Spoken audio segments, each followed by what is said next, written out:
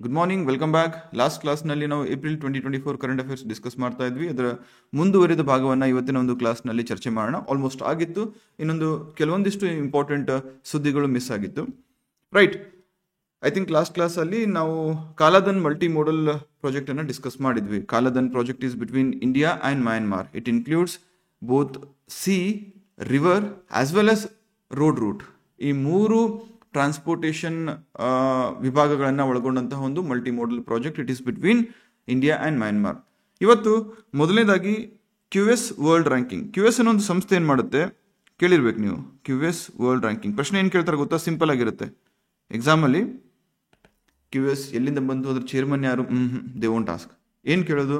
2024 QS ಶ್ರೇಯಾಂಕ ಅಥವಾ ranking ಪ್ರಕಾರ ಭಾರತದಿಂದ ಮೊದಲನೇ ಸ್ಥಾನದಲ್ಲಿ ಇರ್ತಕ್ಕಂಥ ಸಂಸ್ಥೆ ಯಾವುದು ಅಂತ ಕೇಳ್ಬೋದು ಓವರ್ ಆಲ್ ರ್ಯಾಂಕಿಂಗ್ ಅಲ್ಲಿ. ಅಥವಾ ಭಾರತದಿಂದ ಯೂನಿವರ್ಸಿಟಿ ಕ್ಯಾಟಗರಿಯಲ್ಲಿ ಮೊದಲ ಸ್ಥಾನದಲ್ಲಿ ಇರ್ತಕ್ಕಂಥ ಸಂಸ್ಥೆ ಯಾವುದು ಅಂತ ಕೇಳ್ಬೋದು. ಎರಡನೇ ಕ್ವಶನ್. ಮೂರನೇದಾಗಿ ಪ್ರಪಂಚದಾದ್ಯಂತ ಭಾರತದಿಂದ ಪ್ರಪಂಚದಾದ್ಯಂತಹ ಒಂದು ರ್ಯಾಂಕಿಂಗ್ ಅಲ್ಲಿ ಅಥವಾ ಆಲ್ ವರ್ಲ್ಡ್ ರ್ಯಾಂಕಿಂಗ್ ಅಲ್ಲಿ ಅತ್ಯುನ್ನತ ಸ್ಥಾನವನ್ನು ಪಡೆದಂತಹ ಇನ್ಸ್ಟಿಟ್ಯೂಷನ್ ಯಾವುದು ಅಂತ ಕೇಳ್ಬೋದು. ಮೂರನೇದು. ನಾಲ್ಕನೇದು ಟಾಪ್ 25 ಅಲ್ಲಿ ಇರ್ತಕ್ಕಂತಹ ಭಾರತದ ಶಿಕ್ಷಣ ಸಂಸ್ಥೆಗಳು ಯಾವ್ಯಾವು ಅಂತ ಕೇಳ್ಬೋದು. ಐದನೇದು ಟಾಪ್ 50 ಅಲ್ಲಿ ಇರ್ತಕ್ಕಂತಹ ಸಂಸ್ಥೆಗಳು ಯಾವ್ಯಾವು ಅಂತ ಕೇಳ್ಬೋದು. These are 5 types of questions that can be asked based on this topic. So ಮೊದಲನೇದಾಗಿ ಭಾರತದಿಂದ, ಅಂದ್ರೆ ಈಗ ಓವರ್ ಆಲ್ ಕಂಟ್ರಿ ವೈಸ್ ಕೂಡ ರ್ಯಾಂಕಿಂಗ್ ಇರುತ್ತೆ ಅಂಡ್ ವರ್ಲ್ಡ್ ವೈಸ್ ವಿಶ್ವದ ಒಂದು ರ್ಯಾಂಕಿಂಗ್ ಕೂಡ ಇರುತ್ತೆ. ಕೇವಲ ಭಾರತವನ್ನ ನಾವು ಸ್ಪೆಷಲ್ ಫೋಕಸ್ ಮಾಡಿ ನೋಡೋದಾದ್ರೆ, from India the top position has been occupied by Jawaharlal Nehru university, JNU ವಿಶ್ವವಿದ್ಯಾಲಯ which is located at Delhi. ಇದು ಅತ್ಯುನ್ನತ ಶ್ರೇಯಾಂಕವನ್ನು ಅಥವಾ ರ್ಯಾಂಕನ್ನು ಹೊಂದಿರತಕ್ಕಂತಹ ಭಾರತದ ವಿಶ್ವವಿದ್ಯಾಲಯ ಅಥವಾ ಯೂನಿವರ್ಸಿಟಿ. ಇದೇ JNU ಭಾರತದಲ್ಲಿ ಫಸ್ಟ್, ಬಟ್ ಇಡೀ ವರ್ಲ್ಡ್ ವೈಸ್ ರ್ಯಾಂಕಿಂಗ್ ನೋಡಿದಾಗ ವರ್ಲ್ಡ್ ವೈಡ್ ಅದು 20th ಪ್ಲೇಸಲ್ಲಿದೆ. Getting my point? Don't get confused. ಭಾರತದಿಂದ ಅತ್ಯುನ್ನತ ಸ್ಥಾನದಲ್ಲಿ ಇರತಕ್ಕಂತಹ ಯೂನಿವರ್ಸಿಟಿ ಅಥವಾ educational institution is JNU university. But ಅದನ್ನೇ ಪ್ರಪಂಚದಾದ್ಯಂತ ನಾವು ಕಂಪೇರ್ ಮಾಡಿದಾಗ it is at the 20th place, which is definitely a great ranking. Next, ಇದನ್ನು ಹೊರತುಪಡಿಸಿ IIM ಅಹಮದಾಬಾದ್ ಟಾಪ್ 25 ಪ್ಲೇಸಸ್ ಅನ್ನು ತಗೊಂಡ್ರೆ IIM ಅಹಮದಾಬಾದ್ ಇದೆ. I am talking about world ranking. World wide top 25 places ತಗೊಂಡ್ರೆ IIM ಅಹಮದಾಬಾದ್ ಇದೆ, 20th ಪ್ಲೇಸ್ ಈಗಾಗಲೇ JNU ಇದೆ. And top 50 ತಗೊಂಡ್ರೆ ನಮ್ಮ IIM ಬೆಂಗಳೂರು ಮತ್ತು IIM ಕಲ್ಕತ್ತಾ ಕೂಡ ಬರ್ತವೆ. ಕ್ಲಿಯರ್? ನೀವು ನೆನ್ಪಿಟ್ಕೊಳ್ಬೇಕಾಗಿರೋದು JNU ಇಂಡಿಯಾದಿಂದ top, world wide 20th ranking, and top 25 world wide ಅಂತ ಬಂದ್ರೆ IIM ಅಹಮದಾಬಾದ್ ಇದೆ ಗುಜರಾತ್ನಿಂದ. ನೆಕ್ಸ್ಟ್ ಟಾಪ್ 50 ಅಂತ ಬಂದ್ರೆ ಇವೆರಡರ ಜೊತೆಗೆ JNU ಮತ್ತು IIM ಅಹಮದಾಬಾದ್ ಜೊತೆಗೆ IIM ಬ್ಯಾಂಗ್ಳೂರ್ ಮತ್ತು IIM ಕಲ್ಕತ್ತಾ ಇರುತ್ತೆ. I hope it's clear. Next, Sangeet Natak Akademi ಒಂದು ವಿಶಿಷ್ಟವಾದಂತಹ ಫೆಸ್ಟಿವಲ್ ಅನ್ನ ಮಾಡ್ತಾ ಇದೆ. ಅದರ ಹೆಸರು ಸಂಗೀತ ಮತ್ತು ನೃತ್ಯ ಉತ್ಸವ. ಸಂಗೀತ ಮತ್ತು ನೃತ್ಯ ಉತ್ಸವ, ಮ್ಯೂಸಿಕ್ ಅಂಡ್ ಡ್ಯಾನ್ಸ್ ಫೆಸ್ಟಿವಲ್. ಏನಿದರ ವಿಶೇಷ? ಇದರ ವಿಶೇಷ ಏನಪ್ಪಾ ಅಂದ್ರೆ, as part of this festival the Sangeet Natak Akademi ಇದೇನ್ ಮಾಡ್ತಾ ಇದೆ, 7 ವಿಭಿನ್ನ ಶಕ್ತಿ ಪೀಠಗಳಲ್ಲಿ ಈ ಒಂದು ಪ್ರದರ್ಶನವನ್ನ ಅಥವಾ ಈ ಒಂದು ಫೆಸ್ಟಿವಲ್ ಅನ್ನ ಆಯೋಜನೆ ಮಾಡಿತ್ತು. ಪ್ರಶ್ನೆ ಏನು ಕೇಳ್ಬೋದು? ಬೇಸಿಕ್ ಸಂಗೀತ ನಾಟಕ ಅಕಾಡೆಮಿ ಆರಂಭ ಆಗಿದ್ದವಾಗ 1953 ಒಂದು ಗವರ್ಮೆಂಟ್ ಆಫ್ ಇಂಡಿಯಾ ರೆಸಲ್ಯೂಷನ್ ಮುಖಾಂತರ ಇದನ್ನು ಆರಂಭ ಮಾಡಾಯಿತು. It's an autonomous institution under ministry of culture ಅಂತ ಹೇಳ್ಬೋದು. ಇದನ್ನು ಆರಂಭ ಮಾಡಿದಂಥ ಸಂದರ್ಭದಲ್ಲಿ ಇದರ ಮೊದಲ ಚೇರ್ಮನ್ PV ರಾಜಮನ್ನಾರ್ ಅವರು ಆಗಿದ್ರು. ಇಷ್ಟಂತೂ ಗೊತ್ತಿರುತ್ತೆ, ನಿಮಗೆ ಗೊತ್ತಿರಬೇಕು. ನೆಕ್ಸ್ಟ್, ಇತ್ತೀಚೆಗೆ ಸಂಗೀತ ನಾಟಕ ಅಕಾಡೆಮಿ ಆಯೋಜಿಸಿದ್ದಂತಹ ಸಂಗೀತ ಮತ್ತು ನೃತ್ಯ ಉತ್ಸವವನ್ನು ಈ ಕೆಳಗಿನ ಯಾವ ಶಕ್ತಿ ಪೀಠಗಳಲ್ಲಿ ಆಯೋಜಿಸಲಾಗಿತ್ತು ಕೇಳಬಹುದು. ಬಿಕಾಸ್ KPSC ಮೈನರ್ ಅಂದ್ರೆ ಮೈನರ್ ಅಥವಾ ವೈಟಲ್ ಅಂದ್ರೆ ವೈಟಲ್ ಫ್ಯಾಕ್ಟ್ಸ್ ಮೇಲೂ ಕೂಡ ಸಹ ಪ್ರಶ್ನೆಯನ್ನ ಮಾಡಬಹುದು. ಟ್ರೈವಿಯಲ್ ಫ್ಯಾಕ್ಟ್ಸ್ ಇರಲಿ. ಗುವಾಹಟಿ ಕಾಮಾಖ್ಯ ದೇವಾಲಯ, ಕೊಲ್ಹಾಪುರ ಮಹಾಲಕ್ಷ್ಮಿ ದೇವಾಲಯ, ಕಾಂಗ್ರಾದ ಜ್ವಾಲಾಮುಖಿ ದೇವಾಲಯ, ಉದಯಪುರದ ತ್ರಿಪುರ ಸುಂದರಿ ದೇವಾಲಯ, ಬನಸ್ಕಾಂತದ ಅಂಬಾಜಿ ದೇವಾಲಯ, ನೆಕ್ಸ್ಟ್ ದಿಯೋಗರ್ನ ಜೈದುರ್ಗಾ ಶಕ್ತಿಪೀಠ ಮತ್ತು ಉಜ್ಜಯಿನಿಯ ಹರ್ಸಿದ್ಧಿ ದೇವಾಲಯ ಶಕ್ತಿಪೀಠ. ಈ ಸ್ಥಳಗಳಲ್ಲಿ ಯಾವುದು ಈ ಅಕಾಡೆಮಿ, ಸಂಗೀತ ನಾಟಕ ಅಕಾಡೆಮಿ ಏನು ಮಾಡುತ್ತೆ, ತನ್ನ ಉತ್ಸವವನ್ನು, ಮ್ಯೂಸಿಕ್ ಅಂಡ್ ಡ್ಯಾನ್ಸ್ ಫೆಸ್ಟಿವಲ್ ಅನ್ನು ಆಯೋಜನೆ ಮಾಡ್ತಾ ಇದೆ. Is it clear? It should be.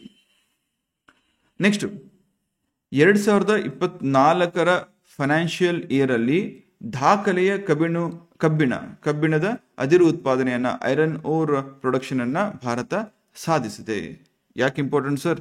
Because in 2024 with enormous or with tremendous iron ore production, ಭಾರತ ಇಡೀ ಪ್ರಪಂಚದಲ್ಲೇ 4ನೇ ಅತಿ ದೊಡ್ಡ ಐರನ್ ಪ್ರೊಡ್ಯೂಸರ್ ಆಗಿ ಹೊರಹೊಮ್ಮಿದೆ. 4th largest producer in the entire world globally. Sir ಹಾಗಾದ್ರೆ 4th ಅಂತೂ ಹೇಳಿದ್ರೆ ಟಾಪ್ 3 ಹೇಳ್ಬಿಡಿ, ಬರ್ಕೊಳ್ಳಿ. Australia, China, Brazil. Australia, China, Brazil. ACB, anti corruption bureau, ನೆನಪಲ್ಲಿ ಇರುತ್ತಾ? Yes. Next, international chess federation ಅಥವಾ ಫೈಡ್ ರೇಟಿಂಗ್ ಪಟ್ಟಿಯಲ್ಲಿ ಭಾರತದ ಅಗ್ರ ಶ್ರೇಯಾಂಕಿತ ಚೆಸ್ ಆಟಗಾರರಾಗಿ ಅರ್ಜುನ್ ಎರಿಗೈಸಿ ಅವರು ಹಿ ವಾಸ್ ನೇಮ್ಡ್. ಸರ್ ಏನಿದು? ಮೊನ್ನೆ ತಾನೇ ಗುಕೇಶ್ವರ್ ಗೆದ್ರು, ಮತ್ತೆ ನಾವು ಪ್ರಜ್ಞಾನನ ಹೆಸರು ನೋಡ್ತಾ ಇರ್ತೀವಿ. ಎರಿಗೈಸಿ ಯಾರು? ಈ ಫೈಡ್ ಅನ್ನೋದೇನಿದೆ ಅಥವಾ ಇಂಟರ್ನ್ಯಾಷನಲ್ ಚೆಸ್ ಫೆಡರೇಷನ್ ಅನ್ನೋದೇನಿದೆ, ಮಂತ್ಲಿ ಒಂದು ರ್ಯಾಂಕಿಂಗ್ ಅನ್ನ ಬಿಡುತ್ತೆ. 2024 ಏಪ್ರಿಲ್ ಮಂತ್ನ ರ್ಯಾಂಕಿಂಗ್ ಅಲ್ಲಿ, ಈ ರ್ಯಾಂಕಿಂಗ್ ಅಲ್ಲಿ ಕೇವಲ ಚೆಸ್ ಆಟಗಾರರು ಮಾತ್ರ ಪಟ್ಟಿಯಾಗಿರ್ತಾರೆ. ಕ್ರಿಕೆಟರ್ಸು ಮತ್ತೆ ಫುಟ್ಬಾಲರ್ಸು ಬೇರೆ ಯಾರು ಇರಲ್ಲ. I hope you know that. 2024 April international chess federation ranking ಅಲ್ಲಿ ಫಸ್ಟ್ ಪ್ಲೇಸ್ ಅನ್ನ ತಗೊಂಡವರು ಅರ್ಜುನ್ ಎರಿಗೈಸಿ. ಆಮೇಲೆ ನೆಕ್ಸ್ಟ್ ಕಮಿಂಗ್ ಮಂತ್ಸ್ ಅಲ್ಲಿ ರೆಡ್ಯೂಸ್ ಆಗಿರುತ್ತೆ, ಮತ್ತೆ ಹೋಗ್ಬೋದು, ಮತ್ತೆ ರೆಡ್ಯೂಸ್ ಆಗ್ಬೋದು. That is quite common. Example ಏನ್ ಕೇಳ್ಬೋದು? As of April 2024, which of the following Indian players was named the best player as per the International Chess Federation ranking or FIDE ranking ಅಂತ ಕೇಳಿದ್ರೆ Arjun ಎರಿಗೈಸಿಯನ್ನ mark ಮಾಡಿ ಬರಬೇಕು. Right. Chandrayaan 3 ಮಿಷನ್ಗೆ Jack ಸ್ವಿಗರ್ಟ್ ಅನ್ನೋ ಒಂದು ಪ್ರಶಸ್ತಿಯನ್ನ ನೀಡಲಾಗಿದೆ. ಸಿಂಪಲ್ ಕ್ವಶನ್ ಇರುತ್ತೆ.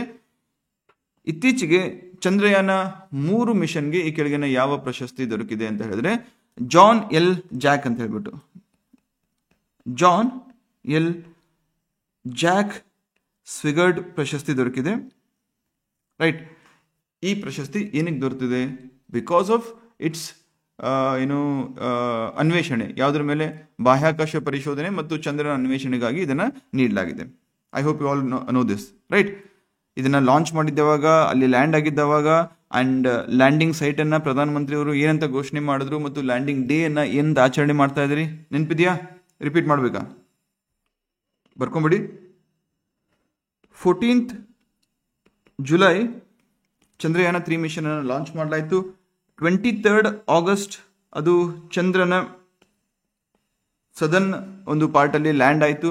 ಅಂಡ್ ಲ್ಯಾಂಡ್ ಆದಂತಹ ಪ್ಲೇಸ್ ಅನ್ನ ನಾವು ಶಿವಶಕ್ತಿ ಅಂತ ಕರಿತೀವಿ, because it was announced by prime minister Narendra Modi. And ಪ್ರತಿ ವರ್ಷ 23rd ಜುಲೈಯನ್ನ ನಾವು ಇನ್ಮೇಲೆ ಏನಂತ ಆಚರಣೆ ಮಾಡ್ತೀವಿ? ಎನಿವನ್? ಪ್ರತಿ ವರ್ಷ 23rd ಜುಲೈ ಅಲ್ಲ, 23rd ಆಗಸ್ಟ್ ಅನ್ನ ನಾವು ಪ್ರತಿ ವರ್ಷ ನ್ಯಾಷನಲ್ ಸ್ಪೇಸ್ ಡೇ. ನೆನಪಿರ್ಲಿ, it's not international space day, ಅಂತಾರಾಷ್ಟ್ರೀಯ ಬಾಹ್ಯಾಕಾಶ ದಿನ ಅಲ್ಲ, ರಾಷ್ಟ್ರೀಯ ಬಾಹ್ಯಾಕಾಶ ದಿನ, ನ್ಯಾಷನಲ್ ಸ್ಪೇಸ್ ಡೇ. ಬಿಕಾಸ್ ಈ ಅಚೀವ್ಮೆಂಟ್ ಮಾಡಿದ್ದು ಇಂಡಿಯಾ, ಹಾಗಾಗಿ it is observed as national space day. And the landing site is called as Shivshakti. And ಈ ಚಂದ್ರಯಾನ 3 ಮಿಷನ್ ನ ಲಾಂಚ್ ಮಾಡಲಿಕ್ಕೆ ಬಳಸಿದಂತಹ ರಾಕೆಟ್ ಯಾವುದು? LVM-3 March 4 launch vehicle. I hope it's clear. Right. And ಈ Chandrayaan 3 it included lander as well as rover. Pragyan rover, Vikram lander ಇತ್ತು. And ಇದರಲ್ಲಿ ಇರ್ತಕ್ಕಂಥ ಉಪಕರಣಗಳನ್ನ ಇಲ್ಲಿ ಕೊಡಲಾಗಿದೆ. ಜಸ್ಟ್ ನೋಟ್ ಡೌನ್ ಮಾಡ್ಕೊಳ್ರಿ, ಕೇಳ್ಬೋದು. ಫೈನ್. ಇತ್ತೀಚೆಗೆ ಗುರುಗ್ರಹದ ಅತಿ ದೊಡ್ಡ ಚಂದ್ರ ಯಾವುದು? ಕ್ಯಾಲಿಸ್ಟೋದಲ್ಲಿ ಓಝೋನ್ನ ಬಲವಾದ ಪುರಾವೆಗಳನ್ನ ಇತ್ತೀಚೆಗೆ ಒಂದು ಮಿಷನ್ ಪತ್ತೆ ಹಚ್ಚಿದೆ. ಯಾವುದು? ಗುರುಗ್ರಹದ ಚಂದ್ರನಾದಂತಹ ಕ್ಯಾಲಿಸ್ಟೋ.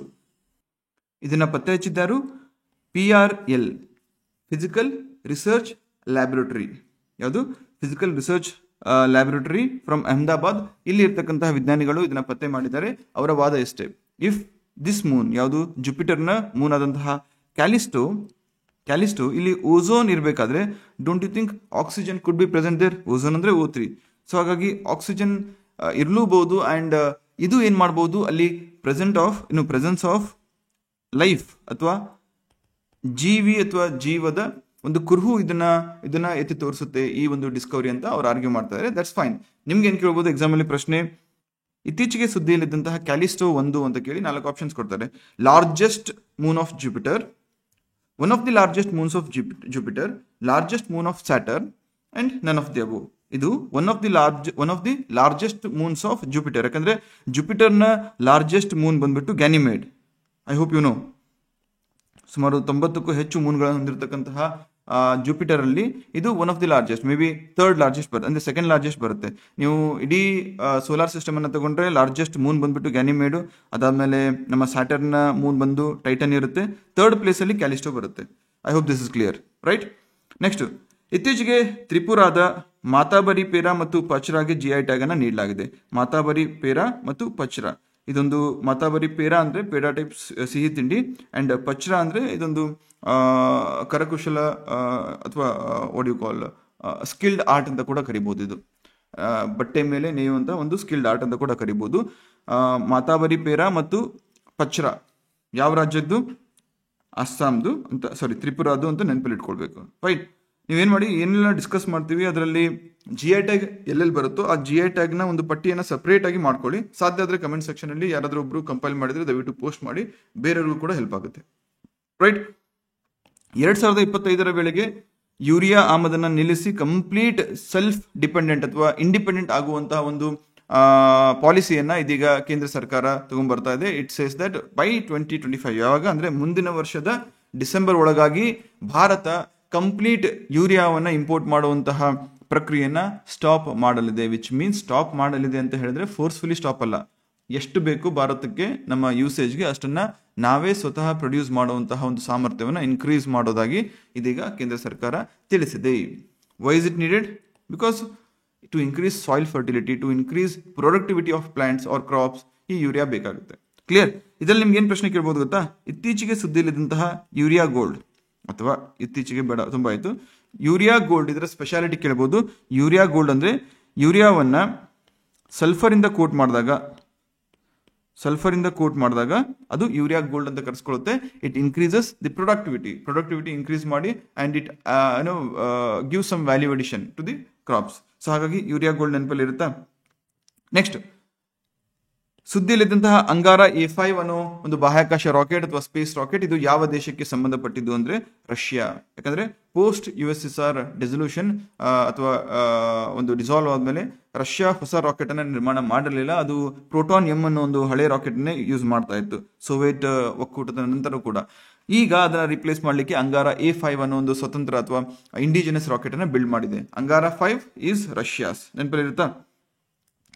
ಗ್ರೀಸ್ ಆರ್ಥಿಕ ಭವಿಷ್ಯ ಮತ್ತು ಜನಸಂಖ್ಯಾ ಸ್ಥಿರತೆಗೆ ಏನಾಗ್ತದೆ ಅಂತ ಹೇಳಿದ್ರೆ, ಗ್ರೀಸ್ ಯುರೋಪಿಯನ್ ನೇಷನ್ ಅಲ್ಲಿ ಜನಸಂಖ್ಯೆ ಕುಸಿತಗೊಳ್ತಾ ಇದೆ ಅಥವಾ ರಿವರ್ಸ್ ಆಗ್ತಾ ಇದೆ. ಇದರಿಂದ ಆಬ್ವಿಯಸ್ಲಿ ವರ್ಕಿಂಗ್ ಏಜ್ ಪಾಪ್ಯುಲೇಷನ್ಗೆ ಎಫೆಕ್ಟ್ ಆಗುತ್ತೆ. It leads to less demographic dividend ಅಥವಾ ಡೆಮೋಗ್ರಫಿಕ್ ಡಿವಿಡೆಂಡ್ ನ ಒಂದು ಬೆನಿಫಿಟ್ ಅನ್ನು ಅನುಭವಿಸೋಕ್ಕಾಗಲ್ಲ. ಹೀಗಾಗಿ there are multiple repercussions.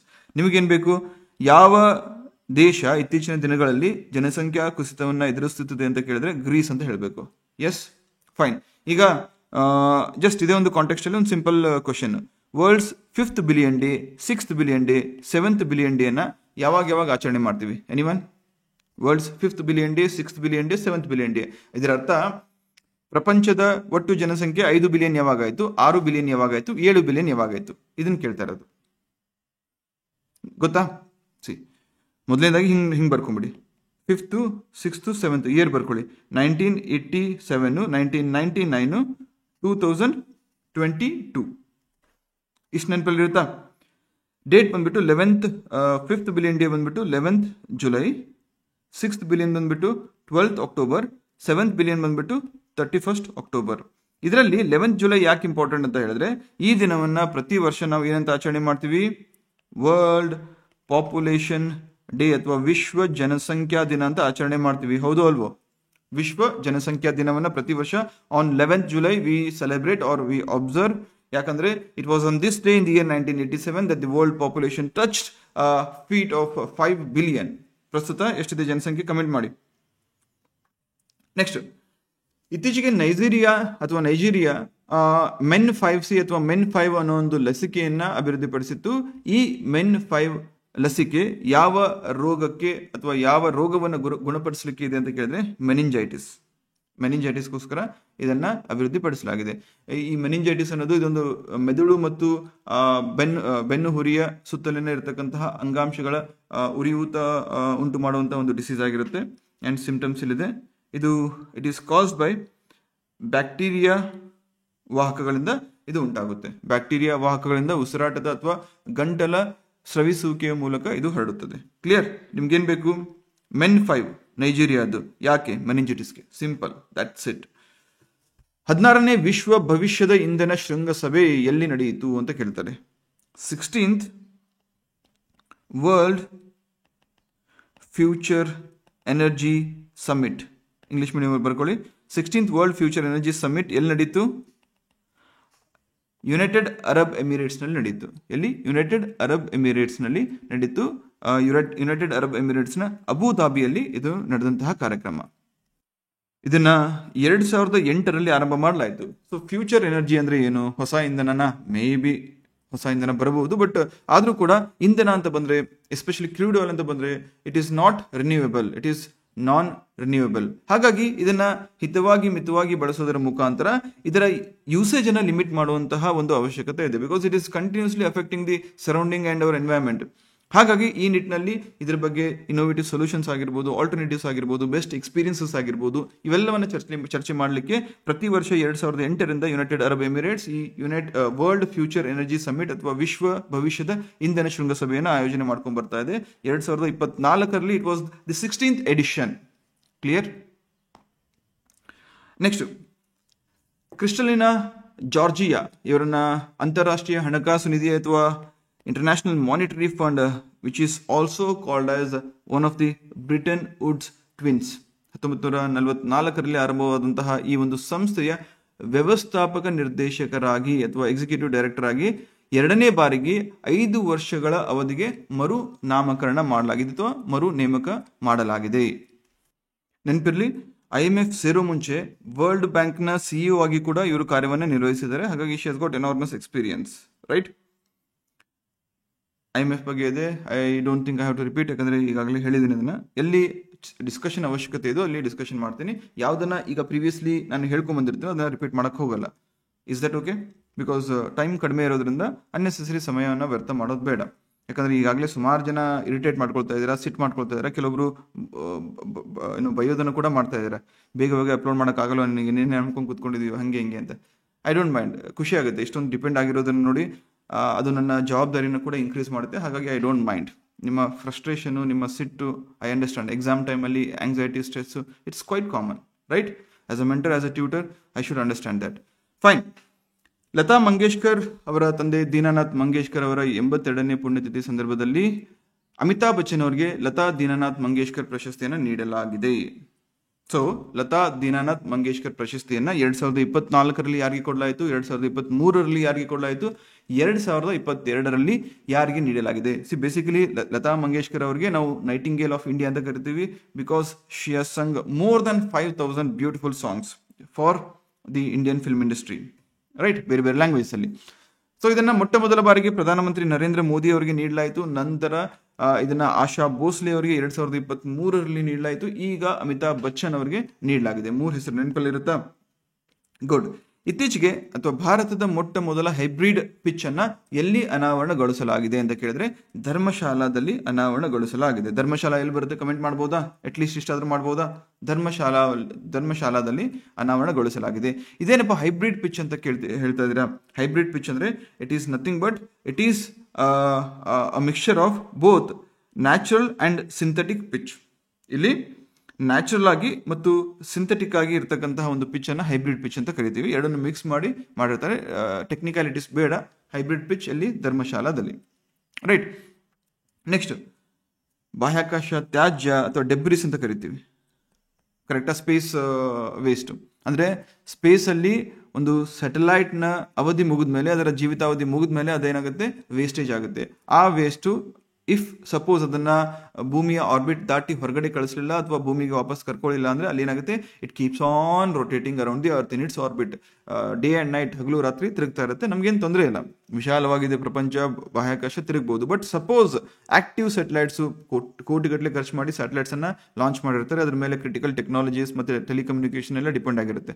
So ಅಂತಹ ಆಕ್ಟಿವ್ ಸ್ಯಾಟಲೈಟ್ಗೆ ಬಂದು ಇದೇನಾದ್ರು ಡಿಕ್ಕಿ ಹೊಡೆದು ಇಂಥ ವೇಸ್ಟ್ಗಳು, ಅದರಿಂದ ಒಂದು ಇಮಿಡಿಯೇಟ್ ಡಿಸಾಸ್ಟರ್ ಆಗುತ್ತೆ, ಮತ್ತೊಂದು ಅದರಿಂದ ಸಾವಿರಾರು ಲಕ್ಷಾಂತರ ಸಣ್ಣ ಸಣ್ಣ ಡೆಬ್ರಿಸ್ ಕ್ರಿಯೇಟ್ ಆಗುತ್ತೆ. ಅದು ಫ್ಯೂಚರ್ಲಿ ಮತ್ತೆ ಬೇರೆ ಬೇರೆ ಸ್ಯಾಟಲೈಟ್ಸ್ಗೆ ಈ ಥರ ಡಿಕ್ಕಿ ಹೊಡ್ಕೊಂಡು ಸ್ಪೇಸನ್ನು ಕಸ ಮಾಡಿಟ್ಬಿಡ್ತವೆ. ಹಾಗಾಗಿ ಈ ಸ್ಪೇಸನ್ನು ಡೆಬ್ರಿಸ್ ಫ್ರೀ ಮಾಡಬೇಕು ಅಂತ ಹೇಳ್ಬಿಟ್ಟು ಇತ್ತೀಚೆಗೆ ಇಸ್ರೋ ಪಣ ತೊಟ್ಟಿದೆ. ಅದು ಹೇಳುತ್ತೆ ಬೈ 2030 ಬಾಹ್ಯಾಕಾಶವನ್ನ ಭಗ್ನಾವೇಶ ಮುಕ್ತ ಅಥವಾ ಡೆಬ್ರಿಸ್ ಫ್ರೀ ಅನ್ನ ಮಾಡೋದಾಗಿ ನಾವೊಂದು ಗುರಿಯನ್ನ ಅಥವಾ ಛಲವನ್ನ ಹೊಂದಿದ್ದೀವಿ ಅಂತ ಹೇಳ್ತಾರೆ. So debris free space mission by ISRO by 2030. Clear? Next, Shompen ಬುಡಕಟ್ಟು ಸುದ್ದಿಯಲ್ಲಿತ್ತು. ಯಾಕೆ? ಫಸ್ಟ್ ಆಫ್ ಆಲ್ ಯಾಕೆ ಇಂಪಾರ್ಟೆಂಟ್ ಅಂತ ಹೇಳಿದ್ರೆ, it is PVTG, particularly vulnerable tribal group. Andaman Nicobar ಅಲ್ಲಿ ಇರತಕ್ಕಂತಹ, ಅಂಡಮಾನ್ ದ್ವೀಪದಲ್ಲಿ ಇರತಕ್ಕಂತಹ ಒಂದು ದುರ್ಬಲ ಬುಡಕಟ್ಟು ಜನಾಂಗ. It's classified as particularly vulnerable tribal group. ಯಾಕೆ ಸುದ್ದಿಯಲ್ಲಿತ್ತು ಅಂತ ಹೇಳಿದ್ರೆ, ಈ ಒಂದು ಬುಡಕಟ್ಟು ಜನಾಂಗ ಅರೌಂಡ್ 200 to 250 ಮೆಂಬರ್ಸ್ ಹೊಂದಿರಬಹುದು. ಮೊಟ್ಟ ಮೊದಲ ಬಾರಿಗೆ ಈ ಬುಡಕಟ್ಟು ಜನಾಂಗದ ಪ್ರಜೆಗಳು ಏನ್ ಮಾಡ್ತಾರೆ ಅಥವಾ ವ್ಯಕ್ತಿಗಳು ಏನ್ ಮಾಡ್ತಾರೆ, ಇತ್ತೀಚೆಗೆ ನಡೆದಂತಹ ಲೋಕಸಭೆ ಎಲೆಕ್ಷನ್ ಅಲ್ಲಿ ಮೊಟ್ಟ ಮೊದಲ ಬಾರಿಗೆ ಮತವನ್ನು ಚಲಾಯಿಸಿದ್ದಾರೆ. For the first time they experience the essence or taste of democracy, ಪ್ರಜಾಪ್ರಭುತ್ವದ ಮೊದಲ ಒಂದು ರುಚಿಯನ್ನ ಅವರು ಇತ್ತೀಚೆಗೆ ನೋಡಿರ್ತಾರೆ. ರೈಟ್? ಸೊ ಶೋಂಪೇನ್ ಬುಡಕಟ್ಟು ಜನಾಂಗ ಸುಮಾರು 229 ಇದೆ ಅಂತ ಹೇಳಲಾಗುತ್ತೆ 2011 ಸೆನ್ಸಸ್ ಪ್ರಕಾರ. It's fine. PVTG ಅಂತ ಬರುತ್ತೆ. PVTG ಅಂತ ಬಂದರೆ ಕರ್ನಾಟಕದಲ್ಲಿ 2 ಗುಂಪುಗಳಿದಾವೆ, ಒಂದು ಜೇನುಕುರುಬ ಮತ್ತೊಂದು ಕೊರಗ. JKK ನೆನಪಲ್ಲಿರುತ್ತೆ. ನೆಕ್ಸ್ಟು ಒಟ್ಟು ಭಾರತದಾದ್ಯಂತ 75 ಗುಂಪುಗಳನ್ನು ನಾವು PVTG ಅಂತ ಕ್ಲಾಸಿಫೈ ಮಾಡಿದ್ದೀವಿ. ಅತಿ ಹೆಚ್ಚು ಬುಡಕಟ್ಟು ಅಥವಾ ಈ PVTG ಜನಾಂಗ ಇರೋದು ಒಡಿಶಾದಲ್ಲಿ ಇನ್ ಟರ್ಮ್ಸ್ ಆಫ್ ನಂಬರ್ಸು ಅಥವಾ ನಂಬರ್ ಆಫ್ PVTGಸು. ನಂತರದಲ್ಲಿ ಇದನ್ನ ದೇಬಾರ್ ಕಮಿಷನ್ ಸಮಿತಿಯ ಒಂದು ರೆಕಮೆಂಡೇಶನ್ ಮೇರೆಗೆ ಈ ಕ್ಲಾಸಿಫಿಕೇಶನ್ ಮಾಡಲಾಗಿರುತ್ತೆ. ಬಿಕಾಸ್ ಇವರು ಮೇನ್ ಸ್ಟ್ರೀಮ್ ಅಲ್ಲಿ ಇರ್ತಕ್ಕಂತಹ ಇತರೆ ಪಾಪ್ಯುಲೇಷನ್ ಅಥವಾ tribal groups R may be STs compare ಮಾಡಿದ್ರೆ ತುಂಬಾ ಹಿಂದುಳಿದಂತಹ ಒಂದು ಜನಾಂಗದವರಾಗಿರ್ತಾರೆ. ಪರ್ಟಿಕ್ಯುಲರ್ಲಿ ವಲ್ನರೇಬಲ್ ಅಂತ ಯಾಕೆ ಕರಿತೀವಿ ಅಂತ ಹೇಳಿದ್ರೆ, ಇವರು ಈಗಲೂ ಸಹ 21ನೇ ಶತಮಾನ 2024 ಅಂತ ಬಂದರೂ ಕೂಡ ತುಂಬಾ ಹಿಂದುಳಿದಂತಹ ವರ್ಗದವರು. ಮೇ ಬಿ ಅವರು ಬಳಸುವಂತಹ ಒಂದು ಟೆಕ್ನಾಲಜಿ ಆಗಿರ್ಬೋದು ಅಥವಾ ಅವರ ಒಂದು ಪರಂಪರೆ ಆಗಿರ್ಬೋದು, ಅವರ ಒಂದು ಆಚಾರ ವಿಚಾರ ಆಗಿರ್ಬೋದು, ಇನ್ನೂ ಸಹ ನಮ್ಮ ಹಿಂದೆ ಇದ್ದಂತಹ ಆದಿಮಾನವರ ಒಂದು ಆಚಾರ ವಿಚಾರಗಳು ಅಥವಾ ಅವರ ನಡವಳಿಕೆಯನ್ನೇ ಹೋಲುವ ಕಾರಣದಿಂದ ಇವರನ್ನ ಪರ್ಟಿಕ್ಯುಲರ್ಲಿ ವಲ್ನರೇಬಲ್ ಅಂತ ಕರೆಯಲಾಗುತ್ತೆ. ಅವರಿಗೆ ಸಾಕಷ್ಟು ಪ್ರೊಟೆಕ್ಷನ್ ಅಂಡ್ ಅವ್ರಿಗೋಸ್ಕರ ಸಪರೇಟ್ ಸ್ಕೀಮ್ಸ್ ಅನ್ನು ಕೂಡ ಲಾಂಚ್ ಮಾಡಲಾಗಿದೆ. Fine. And in terms of highest military expenditure ಅಂತ ಬಂದ್ರೆ, ಜಾಗತಿಕವಾಗಿ globally India is at the 4th position military ಮೇಲೆ ಖರ್ಚು. Because we have got such a large population and we have got such a large country. And ಅದ್ರ ಜೊತೆಗೇನೆ ಅಷ್ಟೇ criminal ಆಗಿರ್ತಕ್ಕಂತಹ ನಮ್ಮ neighbours, ಈ ಕಡೆ ಒಂದ್ ಕಡೆ ಯಾವುದು ಪಾಕಿಸ್ತಾನ, ಮತ್ತೊಂದು ಕಡೆ ಚೈನಾ, ಮತ್ತೊಂದು ಕಡೆ ಅಫ್ಘಾನಿಸ್ತಾನ್, ಮತ್ತೊಂದು ಕಡೆ ಇತ್ತೀಚೆಗೆ ಶ್ರೀಲಂಕಾ ಕೂಡ ಇಂಡೈರೆಕ್ಟ್ಲಿ ಭಾರತದ ಅಗೇನೆಸ್ಟ್ ಹೋಗ್ತಾ ಇದೆ. ಮಯನ್ಮಾರ್ ಮತ್ತು ಬಾಂಗ್ಲಾದೇಶದಲ್ಲಿ ಇರ್ತಕ್ಕಂತಹ ಬಂಡುಕೋರರು ಕೂಡ they have turned against India. ಹಾಗಾಗಿ India should be militarily very well equipped. So ಈ ನಿಟ್ಟಿನಲ್ಲಿ ಇನ್ ಟರ್ಮ್ಸ್ ಆಫ್ ಎಕ್ಸ್ಪೆಂಡಿಚರ್ ಪ್ರಪಂಚದಲ್ಲಿ 4ನೇ ಅತಿ ದೊಡ್ಡ ಮಿಲಿಟರಿ ವೆಚ್ಚಗಾರನಾಗಿ ಭಾರತ ಇದೀಗ ಆಯ್ಕೆಯನ್ನ ಆಗಿದೆ. ಅಥವಾ 2023ರಲ್ಲಿ it was the 4th largest military spender. Right? ಹಾಗಾದ್ರೆ ಫಸ್ಟ್ 3 ಪ್ಲೇಸಸ್ ಯಾರು? ಆಬ್ವಿಯಸ್ಲಿ US, ಚೈನಾ ಮತ್ತೆ ರಷ್ಯಾ ಇರಲೇಬೇಕಲ್ವಾ? ಎಸ್. ಈ ವರದಿ ಕೊಟ್ಟಿದ್ದಾರು SIPRI, Stockholm International Peace Research Institute. ಶಾಂತಿ ಬಗ್ಗೆ ವರದಿಯನ್ನು ಮಾಡುತ್ತೆ. ಆ ಶಾಂತಿಯ ಭಾಗವಾಗಿ ಮಿಲಿಟರಿಯ ಒಂದು ಖರ್ಚು ವೆಚ್ಚಗಳನ್ನು ಕೂಡ ಅಂದಾಜಿಸುವಂತ ಕೆಲಸವನ್ನ ಇದು ಮಾಡುತ್ತೆ. ರೈಟ್? ಬೆಳ್ಳಿ ಪದಕ ಬಂದಿದೆ ಶೀತಲ್ ದೇವಿ ಅವರಿಗೆ. ಎಲ್ಲಿ? ಖೇಲೋ ಇಂಡಿಯಾ NTPCಯ ರಾಷ್ಟ್ರೀಯ ಶ್ರೇಯಾಂಕ ಬಿಲ್ಲುಗಾರಿಕೆ ಸ್ಪರ್ಧೆಯಲ್ಲಿ. ರೈಟ್?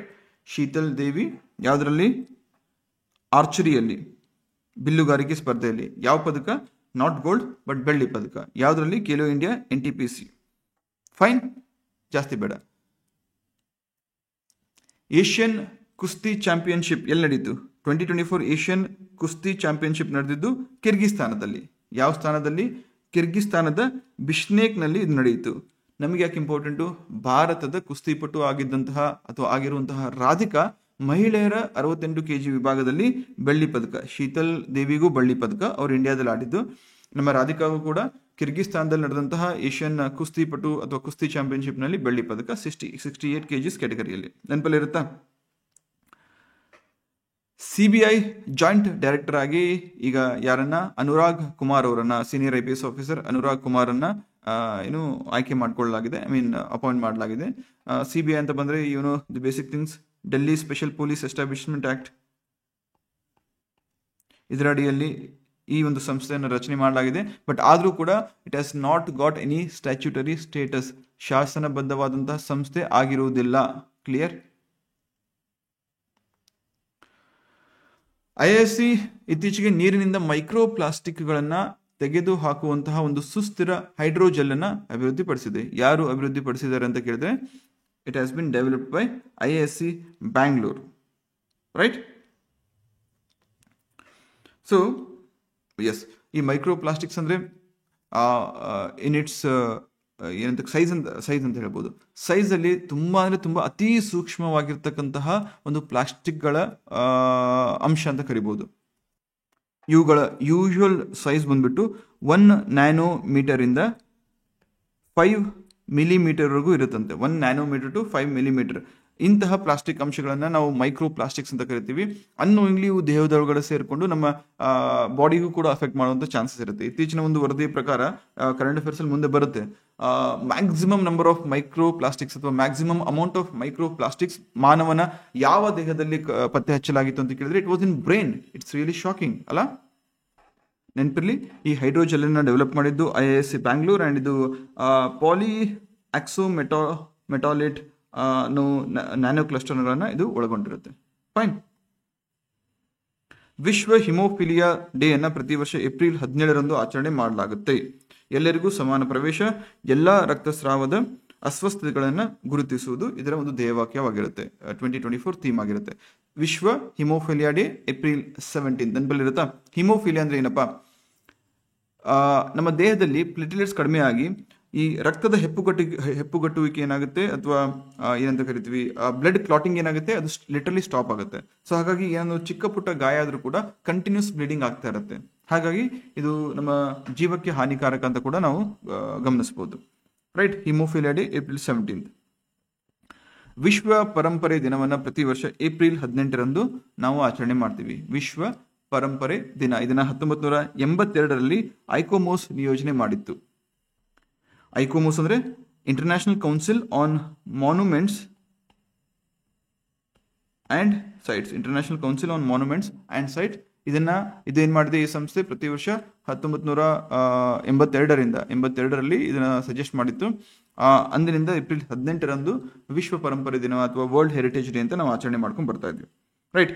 ಇತ್ತೀಚೆಗೆ G7 ಮೀಟಿಂಗ್ ನಡೆದಿತ್ತು. ಯಾಕೆ ಇಂಪಾರ್ಟೆಂಟ್ ಅಂತ ಹೇಳಿದ್ರೆ, ಪ್ರಧಾನಮಂತ್ರಿ ನರೇಂದ್ರ ಮೋದಿಯವರು ಕೂಡ ಇದರಲ್ಲಿ ಒಂದು ಅಬ್ಸರ್ವರ್ ಸ್ಟೇಟ್ ಆಗಿ ಅಥವಾ ಫ್ರೆಂಡ್ಲಿ ಸ್ಟೇಟ್ ಆಗಿ ಭಾಗವನ್ನು ವಹಿಸಿದ್ರು. ಇದು ಎಲ್ಲಿ ನಡೀತು ಅಂತ ಹೇಳಿದ್ರೆ ಇಟಲಿಯಲ್ಲಿ ನಡೆದಿತ್ತು. ಹಾಗಾದ್ರೆ G7 ರಾಷ್ಟ್ರಗಳನ್ನ ನಾವು ನೆನಪಲ್ಲಿ ಯಾವ ರೀತಿ ಇಟ್ಕೊಳ್ಳೋದು? 1973 ಅಥವಾ 1973ಯಲ್ಲಿ ಆರಂಭವಾದಂತಹ ಈ ಸಂಘಟನೆಯನ್ನು ನೆನಪಲ್ಲಿ ಇಟ್ಕೊಳ್ಳೋಕೆ you should drink juice with GF ಅನ್ನ ನೆನಪಲ್ಲಿ ಇಟ್ಕೊಂಡ್ರೆ that is more than sufficient ಅಂತ ನನಗನ್ಸುತ್ತೆ. What you feel? Japan, USA, Italy, Canada, England, next Germany and France. Fine. ಈ ಪ್ರಮುಖ ಸಂಸ್ಥೆಗಳಿದಾವಲ್ಲ, G7, G77, G8 ಇಲ್ಲ ಆಬ್ವಿಯಸ್ಲಿ, G20 ಮತ್ತೆ ಬ್ರಿಕ್ಸ್, ಸಾರ್ಕು, ಆಸಿಯಾನು, ಇವೆಲ್ಲವನ್ನ ಒಂದು ಲಿಸ್ಟ್ ಮಾಡ್ಕೊಳ್ಳಿ. 2024ರಲ್ಲಿ ಈ ಸಂಸ್ಥೆಗಳ ಅಥವಾ ಈ ಅಂತಾರಾಷ್ಟ್ರೀಯ ಸಂಘಟನೆಗಳ ಸಮ್ಮಿಟ್ ಎಲ್ಲಾಗಿತ್ತು, ಮೀಟಿಂಗ್ ಎಲ್ಲಾಗಿತ್ತು, ಲಿಸ್ಟ್ ಔಟ್ ಮಾಡ್ಕೊಳ್ಳಿ, ಇನ್ಕ್ಲೂಡಿಂಗ್ COP28, ರೈಟ್? ಇವುಗಳನ್ನ ಲಿಸ್ಟ್ ಔಟ್ ಮಾಡ್ಕೊಳ್ಳಿ. ಲಿಸ್ಟ್ ಔಟ್ ಮಾಡ್ಕೊಂಡು ಅದನ್ನ ಸ್ವಲ್ಪ ಬ್ಯಾಟ್ ಹಾಕಿ ಇವೆಲ್ಲದರ ಮೇಲೆ ಅಮಂಗ್ ದೀಸ್ ಒಂದು ಕ್ವಶನ್ ಪಕ್ಕ ಬಂದೇ ಬರುತ್ತೆ. ಅದೃಷ್ಟ ಇದ್ರೆ 2 ಕ್ವಶನ್ ಕೂಡ ಬರ್ಬೋದು without miss. Planet versus plastics ಎಂಬ ಧ್ಯೇಯವಾಕ್ಯದೊಂದಿಗೆ ಅರ್ತ್ ಡೇ ಅನ್ನ ಆಚರಣೆ ಮಾಡಲಾಯಿತು. ಯಾವಾಗ? ಏಪ್ರಿಲ್ 22ರಂದು. ಧ್ಯೇಯವಾಕ್ಯ ಏನು, ಥೀಮ್ ಏನು? ಪ್ಲಾನೆಟ್ ವರ್ಸಸ್ ಪ್ಲಾಸ್ಟಿಕ್ಸ್ ಅಂತ ಹೇಳ್ಬಿಟ್ಟು. April 22 is the day on which earth Day is celebrated. Sir, ಹಾಗಾದ್ರೆ ಅರ್ತ್ ಅವರ್ ಅಂದ್ರೆ ಪ್ರತಿ ವರ್ಷ ಮಾರ್ಚ್ನ ಕೊನೆ ಶನಿವಾರದಂದು ನಾವು ಅರ್ತ್ ಅವರನ್ನು ಆಚರಣೆ ಮಾಡ್ತೀವಿ. This is different and Earth Day is different. Earth Hour and Earth Day both are completely different. Meta Llama ಇತ್ತೀಚೆಗೆ ಸುದ್ದಿಯಲ್ಲಿತ್ತು. ಇದೇನಪ್ಪಾ ಅಂತ ಹೇಳಿದ್ರೆ it's a language learning model ಅಥವಾ ದೊಡ್ಡ ಭಾಷಾ ಮಾದರಿ ಅಂತ ಕರಿಬಹುದು. ಇದನ್ನ ಮೆಟಾ ಏನ್ ಮಾಡ್ತಾ ಇದೆ, ಇತ್ತೀಚೆಗೆ ನಾವು ಇಂಟಿಗ್ರೇಟ್ ಮಾಡ್ತೀವಿ ಈ ಒಂದು ಆರ್ಟಿಫಿಷಿಯಲ್ ಇಂಟೆಲಿಜೆನ್ಸ್ ಬೇಸ್ಡ್ ಪ್ಲಾಟ್ಫಾರ್ಮ್ ಅನ್ನ ಫೇಸ್ಬುಕ್, ಇನ್ಸ್ಟಾಗ್ರಾಮ್, ವಾಟ್ಸ್ಆಪ್, ಮೆಸೆಂಜರ್ ಮತ್ತು ವೆಬ್ ನಲ್ಲಿ ನಾವು ಇಂಟಿಗ್ರೇಟ್ ಮಾಡ್ತೀವಿ ಅಂತ ಹೇಳ್ತಾ ಇದೆ. So it's just like your chat GPT ಏನ್ ಮಾಡುತ್ತೆ, ಹ್ಯೂಮನ್ ಲೈಕ್ ರಿಪ್ಲೈಸ್ ಅನ್ನ ಇದು ನೀಡುವಂತಹ ಪ್ರಯತ್ನವನ್ನ ಮಾಡುತ್ತೆ. ಕ್ಲಿಯರ್? ಲಾಮಾ 3 ಯಾವುದಕ್ಕೆ ಸಂಬಂಧಪಟ್ಟಿದೆ ಅಂತ ಕೇಳಿದ್ರೆ ಮೆಟಾಗೆ. Gemini is Google, Bard AI is Google. Okay, ಇತ್ತೀಚೆಗೆ ಯುರೋಪಿಯನ್ ಯೂನಿಯನ್ ಒಂದು ರೆಸೊಲ್ಯೂಷನ್ ಅನ್ನು ಅಥವಾ ಒಂದು ಕಾಯ್ದೆಯನ್ನ ಜಾರಿಗೆ ತಂದಿದೆ. ಇದರ ಪ್ರಕಾರ ಯಾವ ದೇಶದಲ್ಲಿ ಬಲವಂತದ ಕಾರ್ಮಿಕರಿಂದ ಉತ್ಪನ್ನಗಳನ್ನು ತಯಾರಿಸಲಾಗುತ್ತೋ, like for example forced labour ಅವ್ರಿಗೆ ಇಷ್ಟ ಇಲ್ಲ ಅಂದ್ರೂ ಕೂಡ ಅವರನ್ನ ಬಂದಿ ಮಾಡಿ ಅಥವಾ ಏನು ದುಡ್ಡು ಕೊಡದೇನೆ ಫೋರ್ಸ್ಫುಲ್ ಆಗಿ ಅವರಿಂದ ಎಂಪ್ಲಾಯ್ಮೆಂಟ್ ಅನ್ನು ಮಾಡಿಸ್ಕೊಳ್ಳಾಗುತ್ತೋ, ಕೆಲಸವನ್ನ ಮಾಡಿಸ್ಕೊಳ್ಳಾಗುತ್ತೋ ಅಂತಹ ದೇಶಗಳಿಂದ ಬರುವಂತಹ ಪ್ರಾಡಕ್ಟ್ಸ್ ಅನ್ನ ನಾವು ನಿರ್ಬಂಧ ಮಾಡ್ತಾ ಇದೀವಿ. We are banning them. ಅಂತಹ ದೇಶಗಳಿಂದ ಬರ್ತಕ್ಕಂತಹ ವಸ್ತುಗಳನ್ನು ನಾವು ಖರೀದಿಸಲ್ಲ, ಅದ್ರ ಮೇಲೆ ನಾವು ಅದ್ರ ಮೇಲೆ ಆ ದೇಶದ ಮೇಲೆ ನಾವು ಆಮದು ಮತ್ತು ರಫ್ತಿನ ಮೇಲೆ ನಿಷೇಧವನ್ನು ಹೇರ್ತೀವಿ ಅಂತ ವಾರ್ನ್ ಮಾಡಿದೆ. ಇಟ್ ಮೀನ್ಸ್ ಇನ್ಮೇಲೆ ಯಾರು ಕೂಡ ಫೋರ್ಸ್ಡ್ ಲೇಬರ್ ಮಾಡೋ ಹಾಗಿಲ್ಲ. ಬೇಗಾರ್ ಅಂತ ಕೂಡ ಕರಿತೀವಿ. Under which article of the Indian constitution has the begar been banned? Comment ಮಾಡಿ. ನೆಕ್ಸ್ಟ್, ನಿರ್ಣಾಯಕ ಖನಿಜಗಳು ಅಥವಾ ಕ್ರಿಟಿಕಲ್ ಮಿನರಲ್ಸ್ ಅನ್ನ ಕಂಡುಹಿಡಿಯುವಂತಹ ತಂತ್ರಜ್ಞಾನದ ಅಭಿವೃದ್ಧಿಗಾಗಿ ಕಾಬಿಲ್ ಮತ್ತು CSIR NGRI ಇತ್ತೀಚೆಗೆ ಒಂದು ಅಗ್ರಿಮೆಂಟ್ಗೆ ಸಹಿಯನ್ನು ಹಾಕಿದಾವೆ. ಕಾಬಿಲ್ ಅಂದ್ರೆ ಖನೀಜ್ ಬಿದೇಶ್ ಇಂಡಿಯಾ ಲಿಮಿಟೆಡ್ ಅನ್ನೋ ಒಂದು ಸಂಸ್ಥೆ. ಇದನ್ನ ರಚನೆ ಮಾಡಿದ್ದು ಯಾವಾಗ ಅಂತ ಹೇಳಿದ್ರೆ 3 ಸಂಸ್ಥೆಗಳು ಇದನ್ನ ಜಂಟಿಯಾಗಿ ರಚನೆ ಮಾಡ್ತವೆ. ಒಂದು ನಾಲ್ಕೋ, ಮತ್ತೊಂದು HCL, ಮತ್ತೊಂದು MECL. ಈ 3 ಸಂಸ್ಥೆಗಳು ಜಂಟಿಯಾಗಿ ಈ ಕಾಬಿಲ್ ಅನ್ನೋ ಒಂದು ಸಂಸ್ಥೆಯನ್ನ ರಚನೆ ಮಾಡಿದ್ದಾವೆ. ಇದ್ರ ಜೊತೆಗೆ NGRI ಅಂದ್ರೆ council of scientific industrial research, ಇದು ಗೊತ್ತಿರುತ್ತೆ. ನ್ಯಾಷನಲ್ ಜಿಯೋಫಿಸಿಕಲ್ ರಿಸರ್ಚ್ ಇನ್ಸ್ಟಿಟ್ಯೂಟ್, ಇವರೆಲ್ಲ ಜಂಟಿಯಾಗಿ ಏನ್ ಮಾಡ್ತಾ ಇದ್ದಾರೆ, ಈ ಕ್ರಿಟಿಕಲ್ ಮಿನರಲ್ಸ್ ಅನ್ನ ಸಂಶೋಧನೆ ಮಾಡಲಿಕ್ಕೆ, ಪ್ರೊಡಕ್ಷನ್ ಮಾಡ್ಲಿಕ್ಕಲ್ಲ, ಸಂಶೋಧನೆ ಮಾಡಲಿಕ್ಕೆ ಒಂದು ಟೆಕ್ನಾಲಜಿಯನ್ನ ಅಥವಾ ಟೆಕ್ನಾಲಜಿಕಲ್ ಡೆವಲಪ್ಮೆಂಟ್ ಮೇಲೆ ರಿಸರ್ಚ್ ಅನ್ನ ಮಾಡುವಂತಹ ಒಂದು ಕೆಲಸಕ್ಕೆ ಇತ್ತೀಚೆಗೆ ಕೈಯನ್ನ ಹಾಕಿದ್ದಾರೆ. ಕ್ಲಿಯರ್? ಕ್ರಿಟಿಕಲ್ ಮಿನರಲ್ಸ್ ಅಂದ್ರೆ ಏನು? ಲಿಥಿಯಂ ಬರುತ್ತೆ, ಸ್ಟ್ರಾಂಟಿಯಂ ಬರುತ್ತೆ, ವೆನಡಿಯಂ ಬರುತ್ತೆ. ಈ ರೀತಿ ಟೆಕ್ನಾಲಜಿಗೆ ಬೇಕಾಗಿರುವಂತಹ, ಕ್ರಿಟಿಕಲ್ ಆಗಿರುವಂತಹ, ಅದಿಲ್ಲ ಅಂದ್ರೆ ನಮ್ಮ ದೇಶನೇ ನಡೆಯಲ್ಲ ಅಥವಾ ಸ್ಟ್ಯಾಂಡ್ ಸ್ಟಿಲ್ ಬರುತ್ತೆ, ಅಫೆಕ್ಟ್ ಆಗುತ್ತೆ ಅನ್ನುವಂತಹ ಖನಿಜಗಳಿಗೆ ನಾವು ಕ್ರಿಟಿಕಲ್ ಮಿನರಲ್ಸ್ ಅಂತೀವಿ. ನೆಕ್ಸ್ಟ್, 5G ಮತ್ತು ಬಿಯಾಂಡ್ ದಟ್ ಆಟೋಮೇಟೆಡ್ ಅಥವಾ ಆಟೋನಮಸ್ ನೆಟ್ವರ್ಕ್ನ ನಿರ್ವಹಣೆಗಾಗಿ AI ಚೌಕಟ್ಟುಗಳನ್ನು ಅಥವಾ AI ಫ್ರೇಮ್ವರ್ಕ್ ಅನ್ನ, ಆರ್ಟಿಫಿಷಿಯಲ್ ಇಂಟೆಲಿಜೆನ್ಸ್ ಬೇಸ್ಡ್ ಫ್ರೇಮ್ವರ್ಕ್ ಅನ್ನ ಡೆವಲಪ್ ಮಾಡಲಿಕ್ಕಾಗಿ ಇತ್ತೀಚೆಗೆ C. ಮತ್ತು IIT ಜೋಧ್ಪುರ್ ಒಂದು ಒಪ್ಪಂದಕ್ಕೆ ಸಹಿಯನ್ನು ಹಾಕಿದ್ದಾವೆ. Centre for Development of Telematics and IIT Jodhpur ಈ ನಿಟ್ಟಿನಲ್ಲಿ ಒಪ್ಪಂದಕ್ಕೆ ಸಹಿಯನ್ನು ಹಾಕಿದ್ದಾವೆ. ನೆನಪಿರಲಿ ಯಾರು ಸಹಿ ಹಾಕಿದ್ರು ಅಂತ ಹೇಳ್ಬಿಟ್ಟು. ಸುಪ್ರೀಂ ಕೋರ್ಟ್ ಇನ್ನು ಮುಂದೆ ವಕೀಲರಿಗೆ ಕೇಸನ್ನು ಫೈಲಿಂಗ್ ಮಾಡೋದಾಗಿರ್ಬೋದು, ಸಮನ್ಸ್ ಆಗಿರ್ಬೋದು, ಇದಕ್ಕೆ ಸಂಬಂಧಪಟ್ಟಂತೆ ಈ ಸರ್ವಿಸಸ್ ಅನ್ನ ವಾಟ್ಸ್ಆಪ್ ಮುಖಾಂತರ ಕಳಿಸ್ಕೊಡುವಂತ ಪ್ರಯತ್ನವನ್ನ ಮಾಡ್ತಾ ಇದೆ. ಇದನ್ನ ಈ ಹಿಂದಿನ CJI ಚಂದ್ರಚೂಡ್ ಅವರು ಘೋಷಣೆ ಮಾಡಿದ್ರು. Who is the present chief justice of India? 51ನೇ ಚೀಫ್ ಜಸ್ಟಿಸ್ ಯಾರು? Please comment. ಇತ್ತೀಚೆಗೆ ಆಫ್ರಿಕನ್ ಹಂದಿ ಜ್ವರವನ್ನ ನಾಗಾಲ್ಯಾಂಡ್ ನಲ್ಲಿ ಪತ್ತೆ ಮಾಡಲಾಗಿತ್ತು. African swine fever. ಇದನ್ನ ಆಸ್ಪಿ ವೈರಸ್ ಅನ್ನೋ ಒಂದು ವೈರಸ್ ಮುಖಾಂತರ ಇದು ಸ್ಪ್ರೆಡ್ ಆಗುತ್ತೆ. ಇದನ್ನ ಮೊಟ್ಟ ಮೊದಲ ಬಾರಿಗೆ ಆಫ್ರಿಕಾದಲ್ಲಿ 1980-70ರ ದಶಕದ ಆಸ್ಪಾಸ್ನಲ್ಲಿ ಪತ್ತೆ ಮಾಡಲಾಗಿತ್ತು. ಇದು ಯಾಕೆ ಇಂಪಾರ್ಟೆಂಟ್ ಅಂತ ಹೇಳಿದ್ರೆ ಇದರಲ್ಲಿ ಮೊರ್ಟಾಲಿಟಿ ರೇಟ್ 100% ಇರುತ್ತೆ. ರೈಟ್? ಇದು ಯೂಶುವಲಿ ವೈಲ್ಡ್ ಪಿಗ್ಸ್ ಅಲ್ಲಿ ಕಂಡುಬರುವಂತಹ ಒಂದು ಕಾಯಿಲೆ ಆಗಿರುತ್ತೆ, ನೆನಪಿರಬೇಕು. ಇತ್ತೀಚೆಗೆ ಅಂದ್ರೆ ಈ ಹಿಂದೆ ಅರುಣಾಚಲ್ ಪ್ರದೇಶ ಮತ್ತು ಅಸ್ಸಾಂನಲ್ಲಿ ಕೂಡ ಇದನ್ನ ಪತ್ತೆ ಮಾಡಲಾಗಿತ್ತು. 2024ರಲ್ಲಿ ನಾಗಾಲ್ಯಾಂಡ್ ಅಲ್ಲೂ ಕೂಡ ಇದು ಕನ್ಫರ್ಮ್ ಆಗಿದೆ. ಮುಂದಿನ ಅಡ್ಮಿರಲ್ ಯಾರು? ನೌಕಾ ಸಿಬ್ಬಂದಿಯ ಮುಖ್ಯಸ್ಥರು ಯಾರು ಅಂತ ಕೇಳಿದ್ರೆ ಅಡ್ಮಿರಲ್ ದಿನೇಶ್ ಕುಮಾರ್ ತ್ರಿಪಾಠಿ ಅವರನ್ನ ಮುಂದಿನ ನೌಕಾ ಸಿಬ್ಬಂದಿ ಮುಖ್ಯಸ್ಥರನ್ನಾಗಿ ಇದೀಗ ನೇಮಿಸಲಾಗಿದೆ. ಉದಯೋನ್ಮುಖ ತಂತ್ರಜ್ಞಾನಗಳು ಮತ್ತು ಎಕ್ಸೋಸ್ಕೆಲ್ಟನ್ಗೆ ಸವಾಲುಗಳು ಎಂಬ ವಿಷಯ ಕುರಿತಂತೆ ಮೊಟ್ಟ ಮೊದಲ ಅಂತಾರಾಷ್ಟ್ರೀಯ ಕಾರ್ಯಾಗಾರ ಅಥವಾ ಇಂಟರ್ನ್ಯಾಷನಲ್ ಒಂದು ಸಮಿಟ್ ಅನ್ನ ಅಥವಾ ಒಂದು ಈವೆಂಟ್ ಅನ್ನ ಇತ್ತೀಚೆಗೆ DRDO ಹಮ್ಮಿಕೊಂಡಿತ್ತು. ಉದಯೋನ್ಮುಖ ಅಂದ್ರೆ evolving technologies and exoskeleton, challenges to evolving technologies and exoskeleton. Evolving technologies ಅಂದ್ರೆ ಏನು? ಈ ಆರ್ಟಿಫಿಷಿಯಲ್ ಇಂಟೆಲಿಜೆನ್ಸ್ ಬರುತ್ತೆ, ಮತ್ತೆ ನಮ್ಮ ಬ್ಲಾಕ್ ಚೈನ್ ಟೆಕ್ನಾಲಜಿ ಬರುತ್ತೆ.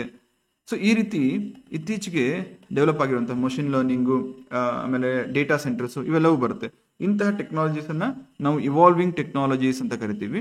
ಆ್ಯಂಡ್ ಎಕ್ಸೋಸ್ಕೆಲಿಟನ್ ಅಂದರೆ ಎಕ್ಸೋಸ್ಕೆಲಿಟನ್ ಈಗ ಸುಮಾರು ಜನಕ್ಕೆ ಫಾರ್ ವೇರಿಯಸ್ ರೀಸನ್ಸ್ ಕೆಲವೊಬ್ಬರಿಗೆ ಬ್ಯಾಕ್ ಬೋನ್ ಸರಿಗಿರಲ್ಲ, ಕೆಲವೊಬ್ಬರಿಗೆ ಕೈ ಸರಿಗಿರಲ್ಲ, ಅಂಥವರು ಆನ್ ದೇರ್ ಓನ್ ಏನು ಕೆಲಸವನ್ನು ಮಾಡ್ಲಿಕ್ಕೆ ಆಗಲ್ಲ. ಆ ಪಾರ್ಟ್ಗಳಿಗೆ ಶಕ್ತಿಯನ್ನು ನೀಡುವಂತಹ ಕೆಲಸವನ್ನು ಈ ಎಕ್ಸೋಸ್ಕೆಲಿಟನ್ ಮಾಡುವಂತಹ ಪ್ರಕ್ರಿಯೆ ಇರುತ್ತೆ. ಸೊ ಹಾಗಾಗಿ ಇದಕ್ಕೆ ಇರ್ತಕ್ಕಂತಹ ಚಾಲೆಂಜಸ್ ಮೇಲೆ ಇದಕ್ಕೆ ಸಂಬಂಧಪಟ್ಟಂತೆ ಒಂದು ಕಾರ್ಯಾಗಾರವನ್ನು ಆಯೋಜನೆ ಮಾಡಲಾಗಿತ್ತು. ಮಾಡಿದ್ದ ಯಾರು? DRDO. ಯಾಕೆ important? This was the first international ಏನಂತ ಕರಿಬಹುದು event on exoskeleton and evolving technologies. Abhed ಅನ್ನೋ ಒಂದು ಬುಲೆಟ್ ಪ್ರೂಫ್ ಜಾಕೆಟನ್ನು for our army personnel DRDO develop ಮಾಡಿದೆ. ಅಭೇದ ನೆನಪಿರುತ್ತೆ, ಭೇದಿಸಕ್ಕೆ ಸಾಧ್ಯವಾಗದೇ ಇರುವಂತಹ ಒಂದು ಇದಂತ ಕರಿಬಹುದು. ಕ್ಲಿಯರ್? ಇಷ್ಟಾಗಿತ್ತು ಏಪ್ರಿಲ್ 2024 ಕರೆಂಟ್ ಅಫೇರ್ಸು.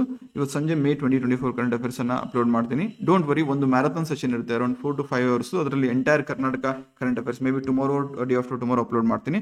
ನೀವು ನನ್ನ ಪರಿಸ್ಥಿತಿ ಕೂಡ ಸ್ವಲ್ಪ ಅರ್ಥ ಮಾಡ್ಕೊಳ್ಬೇಕಾಗುತ್ತೆ. ಬಿಕಾಸ್ ಒನ್ ಮ್ಯಾನ್ ಆರ್ಮಿ ಆಗಿರೋದ್ರಿಂದ ಇಲ್ಲಿ PPT ಮಾಡಿಕೊಂಡು ಎಲ್ಲ ಮಾಡೋದು ಕಷ್ಟ ಆಗುತ್ತೆ. And at the same time I understand your concern too. ನಿಮ್ಮ ಕನ್ಸರ್ನ್ ಕೂಡ ನಂಗೆ ಅರ್ಥ ಆಗುತ್ತೆ. ಎಕ್ಸಾಮ್ ಹತ್ರ ಇರೋದು, ಆಂಗ್ಸೈಟಿ ಕ್ರಿಯೇಟ್ ಮಾಡೋದು, tension, stress, I understand. So it is totally understandable. Nothing to worry. ಏನೂ ಟೆನ್ಷನ್ ತಗೊಳ್ಬೇಡಿ.